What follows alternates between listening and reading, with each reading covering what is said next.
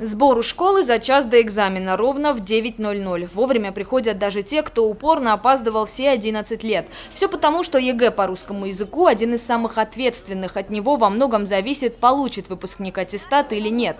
Сегодня по всей республике в неравную борьбу с контрольно-измерительными материалами вступили более 6 тысяч ребят. Многие заметно нервничают. Нервы есть, лекарства выпили, чтобы успокоиться.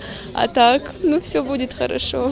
Повторил все, что было необходимо, поэтому я немного волнуюсь, но в принципе я довольно спокоен. Надеюсь, что я все вспомню и хорошо напишу. Даже за полчаса до экзамена многие усиленно повторяют правила, сосредоточенно читают инструкции или нервно вспоминают пройденный материал. Совсем скоро им предстоит показать свои знания под чутким контролем видеокамер и наблюдателей. Последние, кстати, порой нервничают даже больше, чем сами школьники, переживают за них. Они не хотят наказывать детей в плане средств связи, шпаргалок. Вы знаете, что детей предупреждать уже не могут организаторы, они их удаляют сразу же. Да, это сложно, это серьезно, и мы все учителя, и мы переживаем за наших детей. Но я думаю, что чтобы дети находились в равных условиях, чтобы каждый ребенок показал то, что он знает, что он сделал за эти 11 лет в своих способностях.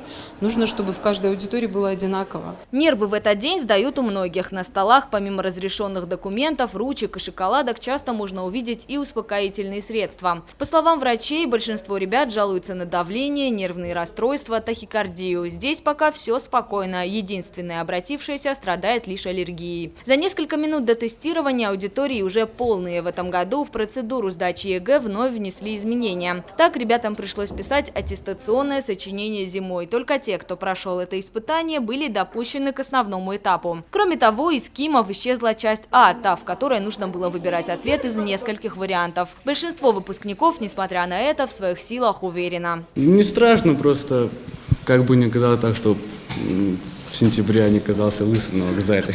Ровно в 10:00 двери школы закрываются. Выпускники остаются наедине со своими экзаменационными заданиями. Трехчасовое сражение, единственное оружие в котором – знания, полученные за 11 лет. Никаких шпаргалок, телефонов и подсказок. Металлическая рамка не позволила пронести ничего запрещенного. Все организаторы уверены, проблем не будет. К слову, 25 мая, когда по всей стране сдавали географию и литературу, не было зафиксировано ни одного нарушения. Яна Гагиева, Михаил Безуглов, Осетия ТВ.